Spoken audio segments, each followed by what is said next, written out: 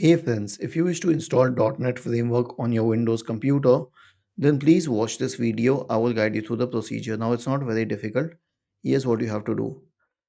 Search for .NET Framework on the Bing or Google search bar, and I guess the first option will be .NET.Microsoft.com.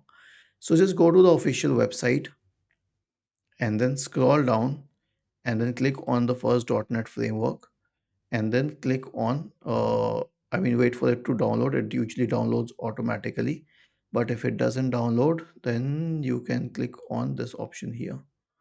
Okay, and then click on download the 9.0 version. I mean, that is the latest one right now, but you can check it accordingly when you are downloading it.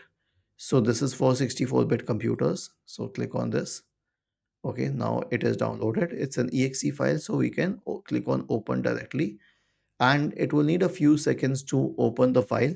Once it opens the file will be launched directly. I mean, it won't take any time separately, it will be launched directly. In some cases, we have to unzip files, in some cases, we have to proceed with a different method, but in this case, it will unzip directly. Okay, so now it is done, and then click on install, and that is it. It will need a few seconds to install. It says setup progress.